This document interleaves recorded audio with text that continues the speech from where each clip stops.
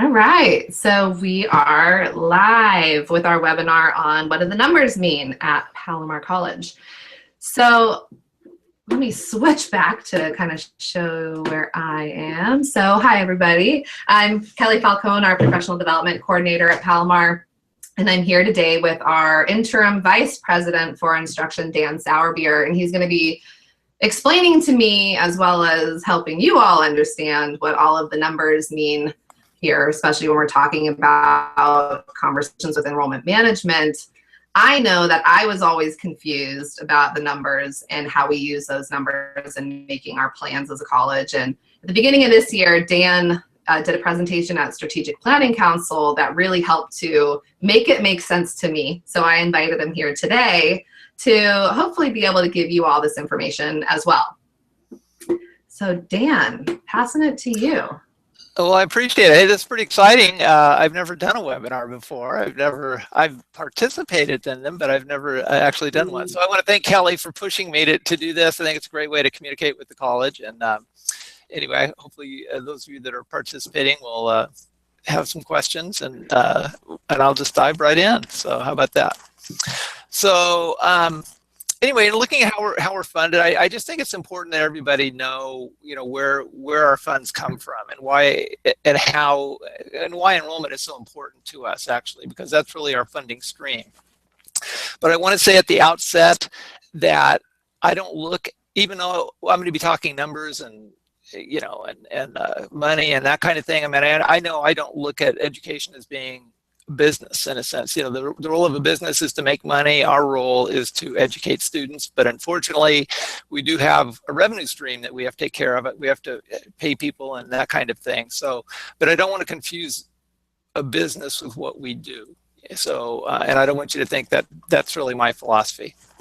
So anyway, looking how we're funded, a couple of terms before we kind of get into some of the calculations, but one is a full-time equivalent student. And this isn't the actual calculation. This is just a way of thinking about a full-time student initially. But a full-time student, most people think of full-time students as being here 12 hours a week or having 12 units, but really we want to begin to think of that as 15 hours per week. And I'll talk more about funding later, but when we do the actual calculation as is done by the state, we get funded per full-time equivalent student. And this year we're going to be funded for credit students at $4,943 per FTES, full-time equivalent student. So approximately $5,000. So real quick, Dan. Yeah. So if people are watching on YouTube, they can watch it live. So hi, everybody. I see that there's 18 people watching live on YouTube right now. But if you are watching through the Google Plus events page, you do have the opportunity to ask questions. So you can watch it through either place. But if you did want to ask a question while the webinar is going, you'll want to access it through the Google Plus page instead. So I just wanted to let everybody know that. Okay, cool. Yeah. So anyway, so an equivalent student, when we do those calculations, a lot of times that'll come out to be a fractional number, and that contrasts with student headcount. And student headcount is just a count of the number of students that are actually attending the college. So again, this isn't the actual calculation. This is more of just a way to think about FTES. We'll get to the actual calculations a little bit later, but if we had student A, B, C, and D taking variable number of hours, one way we could get a sense of what a full-time equivalent student is to divide by a full load, which would be 15. And then in this case, the student headcount would be 4. So again, do you have that data on the slide to share with everybody? Which data? That you're going over right now. So those numbers, is that on your presentation slide? So we can see the visual. Okay, if you want to see it right now? No, we're seeing your beautiful face right now. Oh, you're not seeing the presentation. Oh my gosh. So if you go to change your screen or share your screen and you want to share your presentation. Okay, got it. Well, that makes it's all good. That's going to help a lot. Yeah, I would say that will help quite a bit. There you go. Now, okay, we can see it. Good. That's helpful. So anyway, yeah, let's go back. So full-time equivalent student, 15 hours per week, $49.43 per FTES. and then student head count would contrast with that. So again, if we had 4 students, that would be the student head count. And this isn't the actual calculation, but a way to think of full-time equivalent students is we look at the hours and divide by the number of what a full-time equivalent student is. It gives us a sense of that. But we'll get to this calculation later. It's actually a little more complicated than this. Now, we also look at full-time equivalent faculty. And it is a little more simple. A typical load is 15. And so if you're teaching a 3-hour class, you divide by 15 to get your percent of load. So that would be a 20% of a full-time equivalent faculty. And then also we sometimes look at stats and we'll see faculty headcount, and that just would be the total number of faculty who are actually on staff. So again, if we had 4 instructors doing variable hours, our faculty headcount would be 4. And, instructor number 1, 8 hours per week, assuming a 15-hour load, that would be 54% of their load. 9 hours per week would be 60% of the load, and so on down the line. And so these 4 instructors would make up 2.2 full-time equivalent faculty. So, then looking at another term that you've probably heard is weekly faculty contact hours. So the weekly faculty contact hours would be the actual hours that a class meets each week. Now, in a lot of situations, the weekly faculty contact hours is the same as units, but it isn't always that, especially in classes that have laboratories. So an example would be a course that I actually used to teach here, which is Biology 201. It's a 5-unit class, but when you look at the weekly faculty contact hours, it has a lecture that meets an hour and a half twice a week. And so that'd be a total of 3 hours of lecture. And then that particular class has a laboratory that meets for 3 hours twice a week as well. So in a given week, there's 6 hours of laboratory, 3 hours of lecture. So there, the weekly faculty contact hours would be 9, even though the unit value is 5. So again, with a lot of strict lecture classes, units and weekly faculty contact hour will be the same, but that's not always the case. You have to really look at each individual class. And so then weekly student contact hours, what we do is we take the hours that a course meets per week, the weekly faculty contact hours, and we multiply that times the enrollment for the class. So if a sociology class meets 3 hours per week, and let's say there were 35 students enrolled in that class, to get the weekly student contact hours for that class, we would multiply the hours per week times the number of students to get 105 WISH. So that when you hear people talk about WISH, that's what they're talking about, weekly student contact hours. So hours you meet per week times enrollment. And that'll be a number I come back to, or a value. And then that brings us to one that's somewhat controversial on campus at times, and that's what's known as our efficiency value, and that's WISH to FTEF. So this would be the weekly student contact hours per full-time equivalent faculty. And so I'll come back to this number a little bit later, but 525 is kind of the golden number when it comes to the state and in terms of our funding. And I'll also mention that the reason WISH to FTEF is important is because it is part of our funding formula. It's part of what's required in calculating FTES. So anyway, sorry, I'm just going to jump go ahead, really please. So when people are saying, and we're discussing the idea of how efficient we are being, this is how we're calculating the efficiency number. So yes. It's the weekly student contact hour divided by the faculty. Yeah, what was it? The full-time equivalent faculty. Full-time equivalent. Okay. Yeah. So looking at a few examples then. So if you had a Sociology 100 class, okay, it meets 3 hours per week, and let's go with that 35 students per class.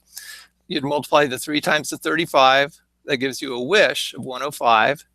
And those 3 hours per week would be 20% of a teaching load. So 3 hours out of the 15-hour teaching load. So you take your WISH and you divide by your percentage of faculty, and that will give you your WISH to FTEF. And so that'll give us a number. We'll see what that number is in a second. If we take another example, a biology class, it actually, at least some of the lecture halls can hold 60 students. So if it was meeting 3 hours per week, but you had 60 students, your wish would be much higher. You're still dividing by 0.2, so you would expect the wish to FTF to be much higher, and it will be. And then another typical class on campus, of course, is English 100. It actually meets 4 hours per week, so 4 weekly contact hours. Those courses typically have 25 students per class, and so we'd multiply the 4 times 25. And then in this case, the load 4 out of 15 is 0.267, so 26.7% of the load. So again, it's just doing that math. And so again, in this, if you have a 3-hour class, 35 students, that gets us that kind of magic number, 525, wish to FTF. If you have more than 35 students, per 3 hours in class, you got to get much higher than that. And if you're kind of less than that, you'll end up lower than that. So again, this is kind of the number the state expects from us, the 525. Some disciplines can go a lot higher than that, and we need them to do that, quite honestly. And then some areas aren't going to be able to do that. So we want to have some balance here. And again, there's some programs, like you look at nursing and dental assisting, they actually have accreditation requirements to have very, very small classes. So, we need to balance those areas that have relatively low efficiency with areas that have high efficiency. So, So when you calculate that number, are you looking at then what the efficiency number is for each department, and then that's how we're calculating it for the entire college, because we need to balance those courses that have the low enrollment versus the ones with the high enrollment to help us get that average of 525? Right. Yeah. So you can look at it per class, you can look at it per discipline, per department, per division, and for the college. So, and we've been, again, this is kind of the number the state expects us to work at, but we've been quite a bit below that for quite a while, and I'll get to that in a few minutes too. So I've gotten a lot of questions over the years about the 525, and I've heard variable definitions for this actually at the state level. My own feeling is that this is a holdover from the K through 14 days. So the community colleges used to be allied with K through 12. And I started there. I started in K through 12, and I taught in that system for 10 years. And so at that time, when I was in it, I was expected to have 35 students per class. And so I always expected that. And so I teach 5 classes a day, 35 students. I had 175 students a day, and so I knew if I had a class of 28, I knew I was going to have another class to balance that out. I had another class of 42. And so what I think they did at the state level was basically take that value, that 175, just multiplied it times a typical class, which would be 3 hours per week.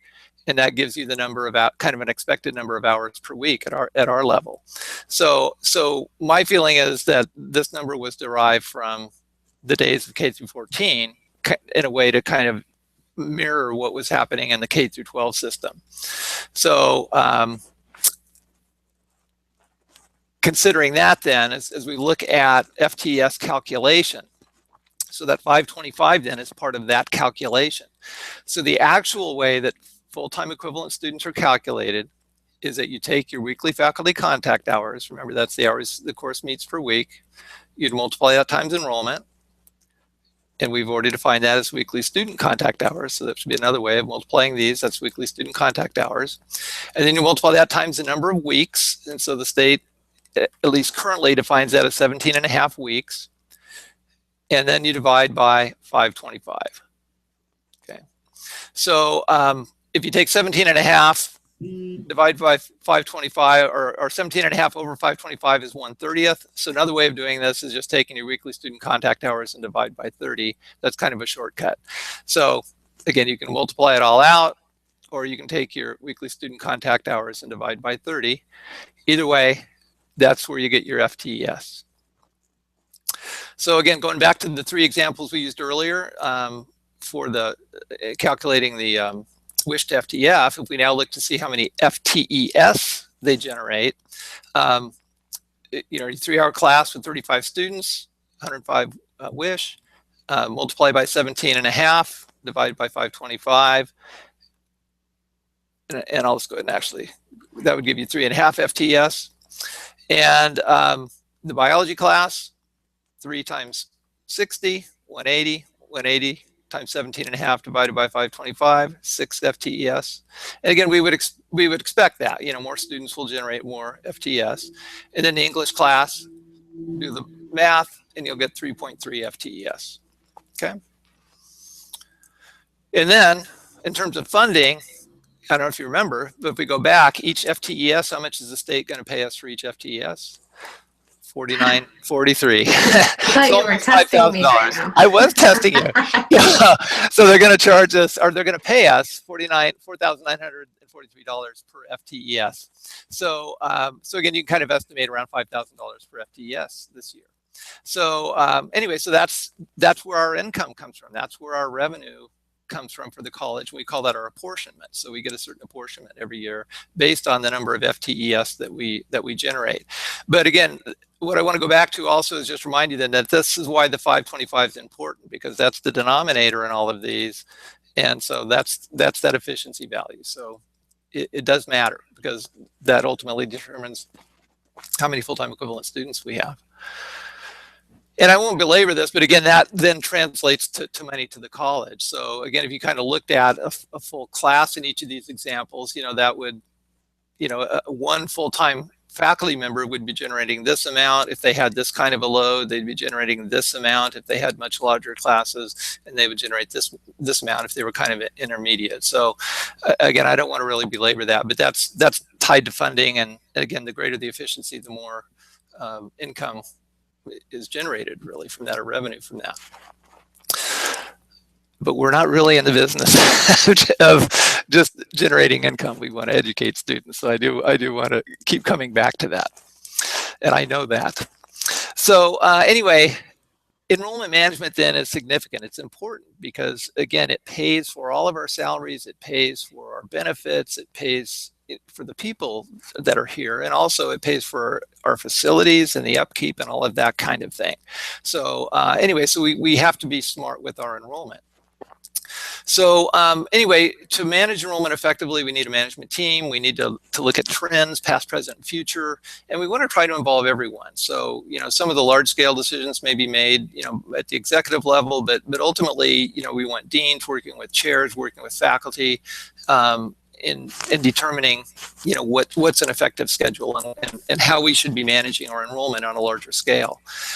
It's actually a really complex process. We really take into account a lot of different factors and different data.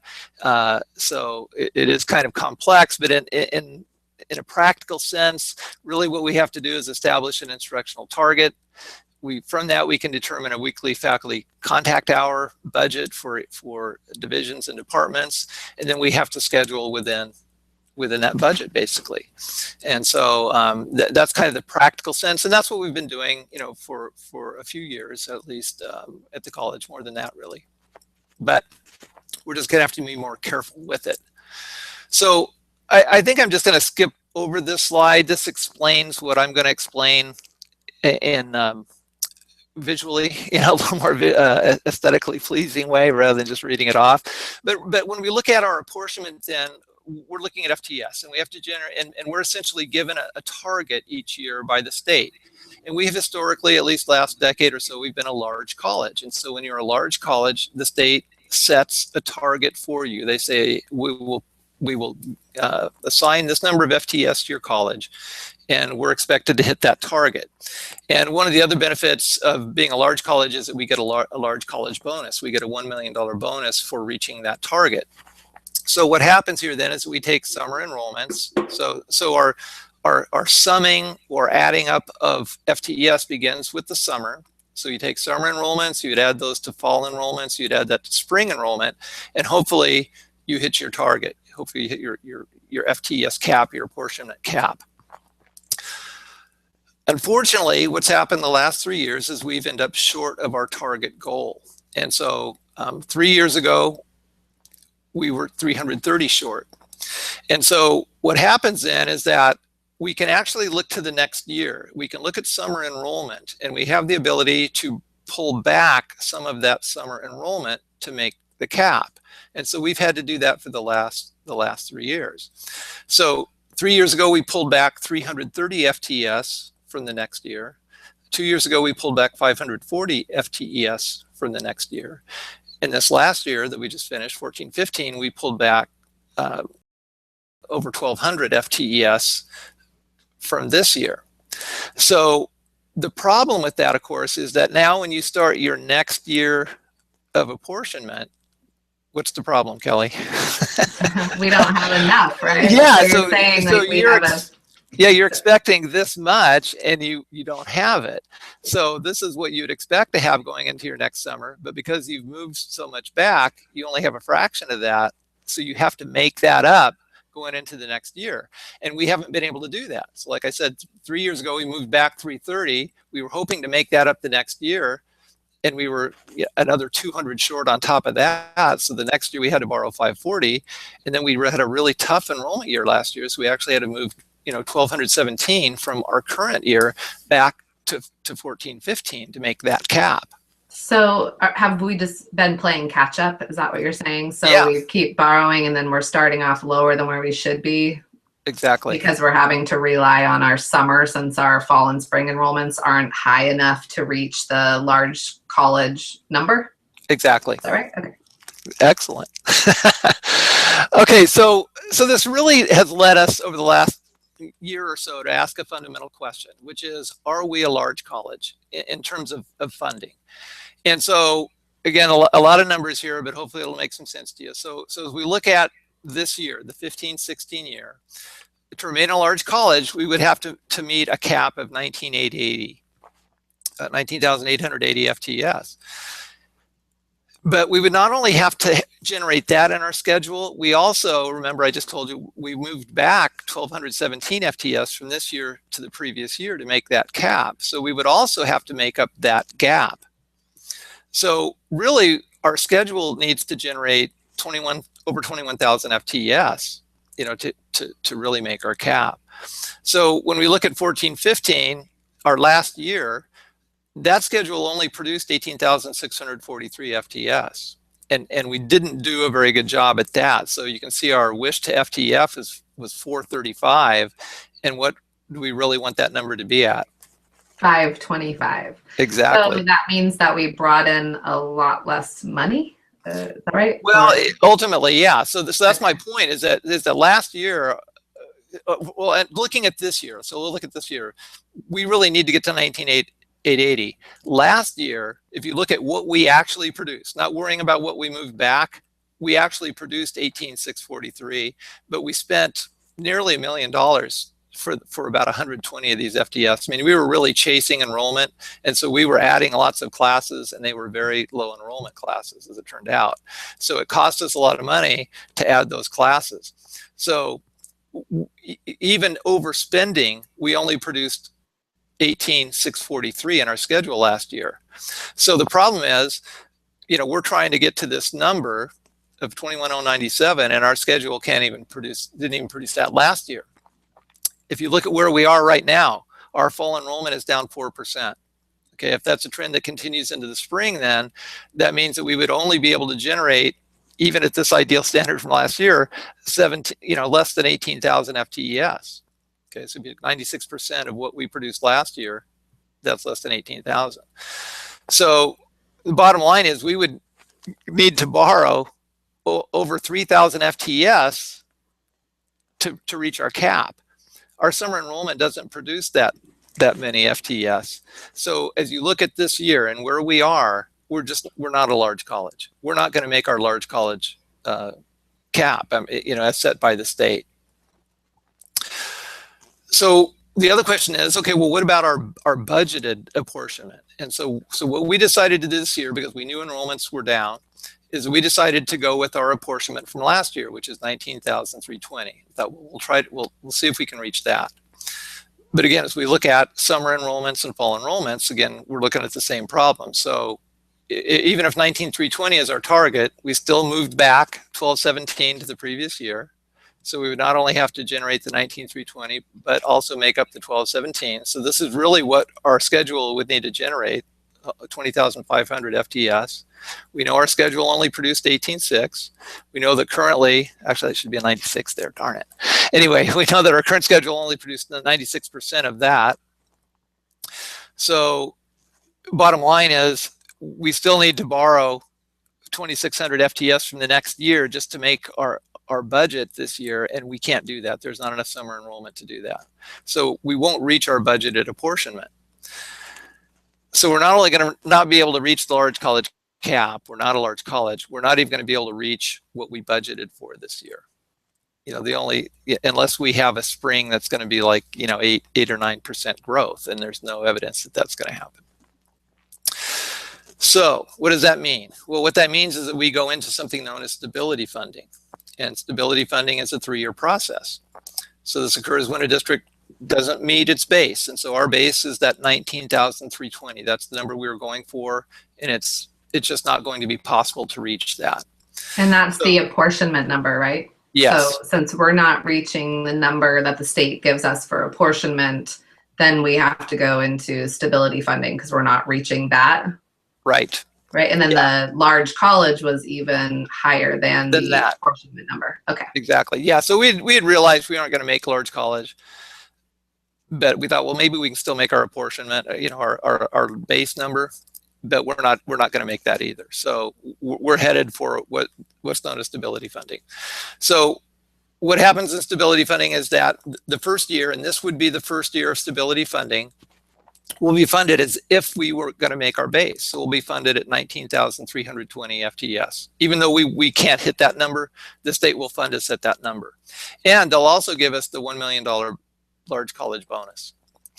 And then in year 2 and 3, our funding will be based on our actual apportionment, what we actually produce in our schedule. So looking ahead to next year and the year after, we'll get what we produce in our schedule.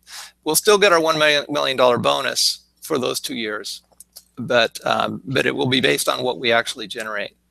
And then the year after that, we basically lose the $1 million per year, but we just get funded on whatever apportionment we produce. So again, it essentially looks like that. So this year, we'll be funded as if we're making our base, 19,320. And then as we look ahead, we'll be funded on our actual FTES in year 2. We'll be funded on our actual FTES year 3. And then after that, we quote unquote rebench. So whatever our FTES is, that redefines what we are. And at that point, then, when the state tells us that we can grow 3%, we can try to grow 3% based off of that number. Okay, so we basically have a couple of years. Again, we kind of get this year to get our normal funding, but going into years 2 and 3, we really need to have a more efficient schedule. We have to have a productive schedule, and we'll be funded on whatever we actually are, our actual size.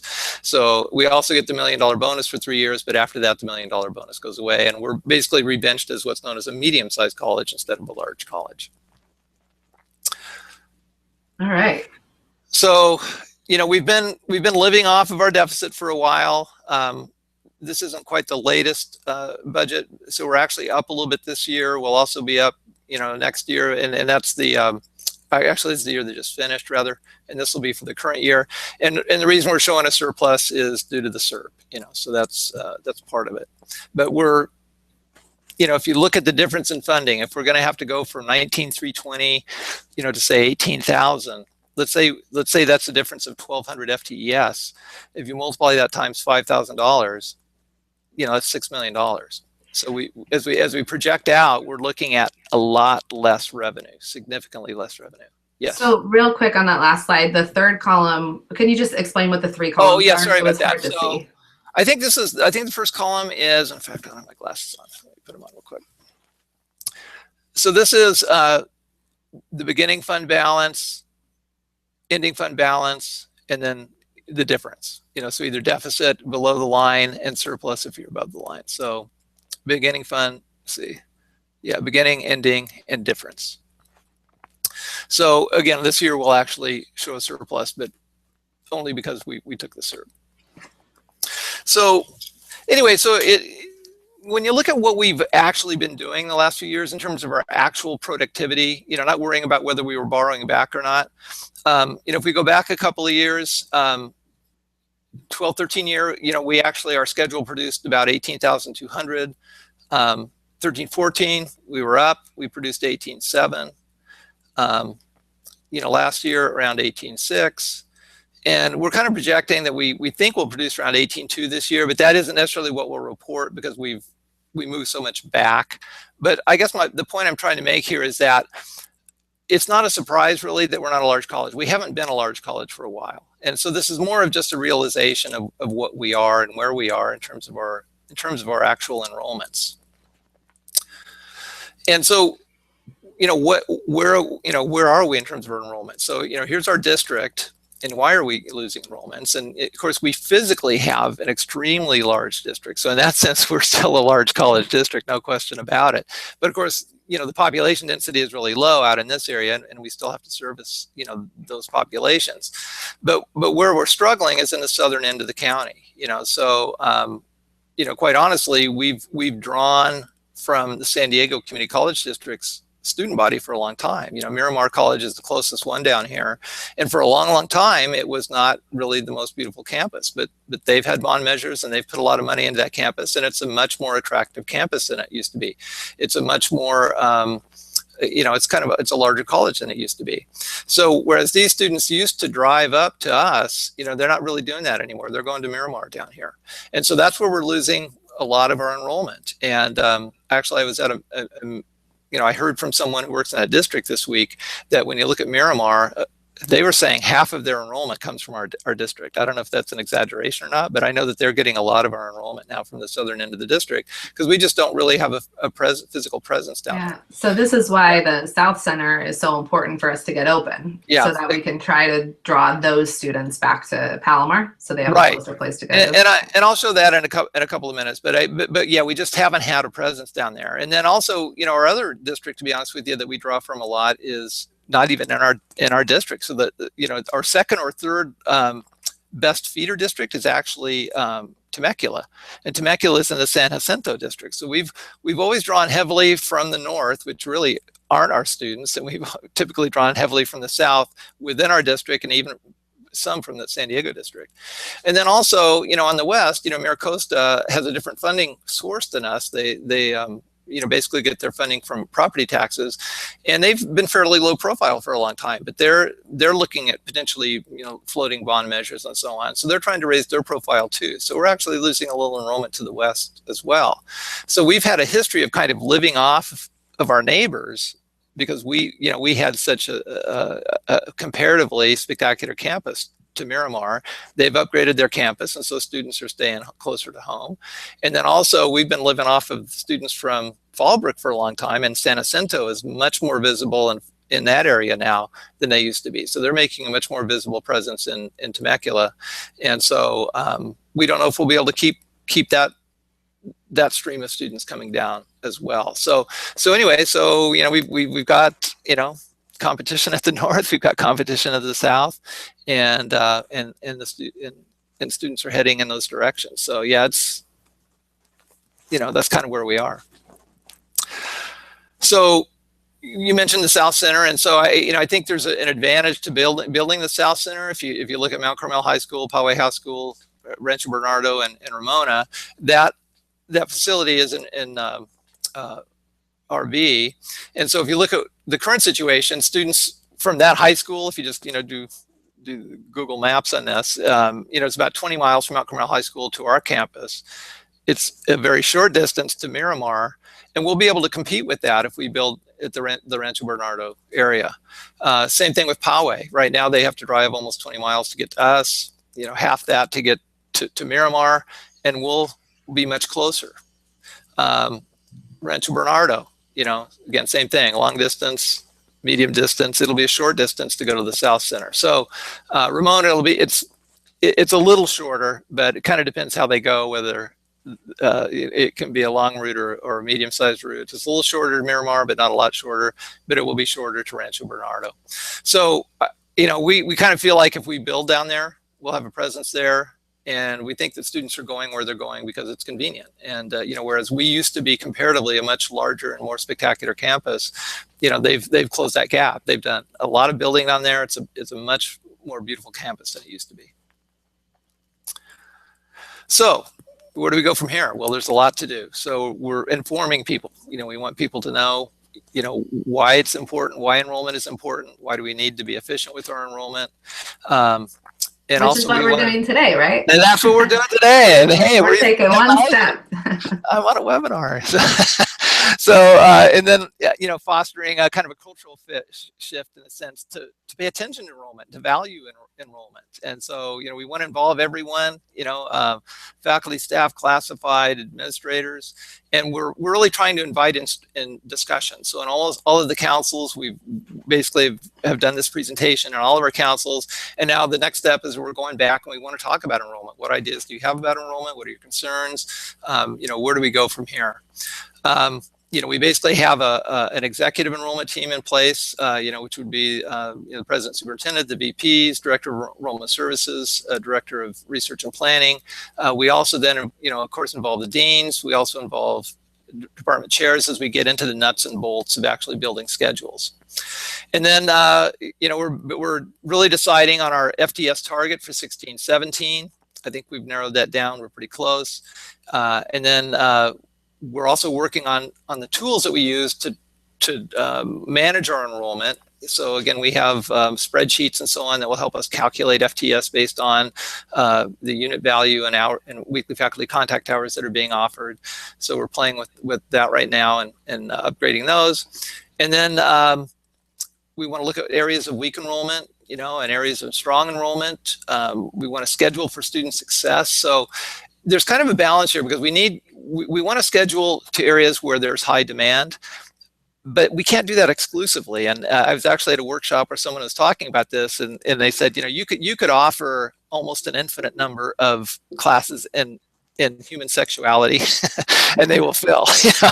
But the problem is if that's all students take, they can never progress and get their degree. So you have to have some balance between just chasing FTES and actually designing schedules that will help students progress to their goals, whether it's a transfer goal or whether it's related to career technical goals or whether they're just coming back to pick up a couple classes. So we always have to consider student success as part of this formula as well. So we did have a question. So yeah. Cheryl asked, will our smaller college status affect the construction on our campus? I know that a large part of those funds are due to Prop M, but aren't we expected to maintain a certain classroom utilization rate?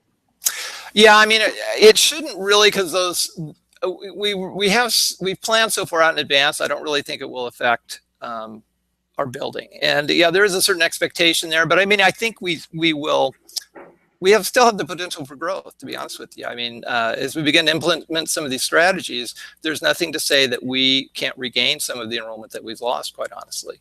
So I don't expect it to really, we always want to revisit our plans and make sure that the plans that we talked about 6 years ago are still reasonable and valid. But in terms of the basic buildings and where we're going for the next 5 years, I would say I don't expect any changes there. So can I ask a follow-up to what you just said? Yeah. So when we go into stability funding and then we are then funded on our actual FTES, well, what if we actually start to meet our large college numbers while we're in this whole stability funding? Does that change anything? Do we then remain large college? So if we did put all of these plans in place for enrollment management and increased, does that affect anything? Well, it could. I mean, and that's in an ideal situation, what would happen is you'd go into stability funding and you actually have the potential to grow yourself back up to a large college.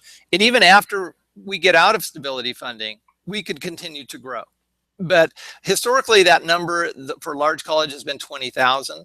So, and so what happened when enrollment started to, or when funding declined because of the economic crisis, they basically lowered the large college cap. And now that funding is better, they're reestablishing that large college cap to a higher number. So that large college cap has been adjusted downward for several years. And so, for example, 19,320 was the large college cap. This year, it's going to be 19,880. And my guess is that next year it will be 20,000. And so we could grow back up to that threshold. And when we do, we will be eligible for the large college bonus. So, but we would more or less be doing that within the confines of the growth formulas that the state gives us. So even as a medium college, let's say we end up at 18.2, 18.3, something like that. The state is assigning growth. And so there might be a 3% target. So we would be able to grow 3% over that 18.2. Okay. And then the next year, maybe we have another 2% growth. So we could grow an additional 2%. So we can still grow ourselves back up to a large college status. Okay. Yep. So, and then just again, kind of finishing out the list here. So, you know, we want to look at our center scheduling, try to be efficient with that and smart with that and schedule for students. And then we also have a lot of potential in adult education that I'm not sure we've exploited as well as we could. Actually, let me ask you a question following up with that, because we did just get a question on our Google Plus page, and it asks us how many of our students have left for other online institutions. You know, that's a good question. We've looked at it, and I don't know that we have good data on that, to be honest with you. But it is a little scary because that's out there. We know it's out there. We know the online option is out there, and other schools are generating more FTES online than we are. And so, you know, we have to look at that area. And I'll be honest with you too. I was at another college, and I was talking to their VP of instruction. And they were showing me some of their enrollment figures, and I said, "Wow, your online numbers are really, really big." And he actually, you know, he mentioned, our school. And he said, "Yeah, yours isn't as big as this." And I said, "No, it really isn't." And he said, "Well, be sure and thank those departments for me." So he knows that they know, because they can do an analysis by zip code, so they know they're getting our students in some of their online classes. Some of the colleges haven't been willing to share their data with us right now, so we're fighting to get that data, because we want to know that too. We want to know what percent of their enrollments coming from and so anyway, we'll have a way to get that, but it's just taking longer to get it than what we would like. So anyway, I mean, that is an area we have the potential to grow, I think, but you know, we want to do it in a way that we're comfortable with. So I think that sounds like actually a really good follow-up webinar. Would be, where do we see ourselves with what we offer in distance education? Do we want to offer more? Do we see ourselves offering less? If we do offer more, how do we ensure that they're really good quality online courses? So I think maybe that's something that we start to discuss too, is, well, what makes an online course a good online course? You know, what should it have? How do we ensure that our students are getting really good education and online too? So yeah, and it's a really good topic. And it is, and it's, you know, and again, it's somewhat of a scary topic too, because again, we know that students will go to online resources. They're there, and if we're not part of the game, they're going to play the game without us, you know. But it's tough. It's a tough thing to look at, and yeah, I think that would be a great topic. Cool.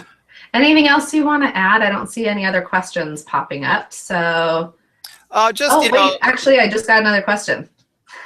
This is so fun. For everybody who's here, like, this is our first time doing it, so we're figuring out all this stuff. So thank you for asking the questions. But we did just get one that said, let's see, how much are those calculations for student contact hours going to change with the compressed calendar being implemented next year? Which I think is a great question of. Yeah, and that actually could be another, if you're interested in the numbers, that will actually be the follow-up, another follow-up that we could do. So yeah, the numbers will change a little bit in that, if you don't mind if I go back to that slide. Sure.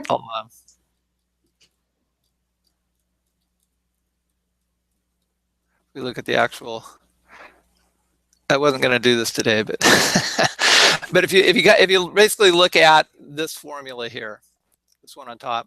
So we'd still be looking at the weekly faculty contact hours, but per week that will go up. So for example, a typical 3-hour class will go to 3.4 hours per week. So that number will increase. And your enrollment will be whatever your enrollment is. But the number that we have to use here as determined by the state, instead of 17.5, they're giving us a number of 16.7. So they're defining us as having 16.7 weeks. We'll be teaching more each day and each week, and so it somewhat balances out, but it will generate actually more FTES because we're meeting longer hours. So the other part of that compressed calendar that you have to understand is that we historically have scheduled to 48 hours per semester. A 3-hour class would be a 48-hour class. Now we're going to be scheduling to 54 hours. Because what was happening is if you had a 48-hour class and you had a holiday, now you're down to 45 hours. And if you had a second holiday in the semester, you're down to 42 hours. And so that we're running into problems as to whether that's actually acceptable. The state wants us to stay between 48 and 54. So anyway, so we're going to be scheduling at the high end of that value. So we're actually in class longer next year per semester than we would be this semester or this year. And anyway, so we'll be generating a little more FTES per class that way, but we'll actually, you'll be in class longer. So you actually gain minutes with the compressed calendar, even though it's fewer weeks. So I think I answered the question. The other part of that is that the one exception to that is actually would be the online classes. So the online classes, they don't do the 3.4. They would calculate that at 3 hours per week. You'd still multiply times enrollment, and you'd still multiply times 16.7. So a face-to-face class will actually generate a little bit more FTES than an online class will. Oh, yeah. That's interesting. I never knew that. I know. The state formulas are really odd. So I don't know where they come up with some of the stuff, but that's the way it is.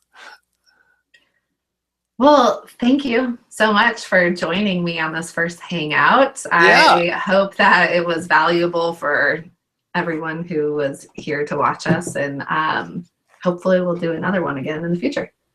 Yeah, I had a blast, and thanks for inviting me to do it, and I hope we can do it again. Cool.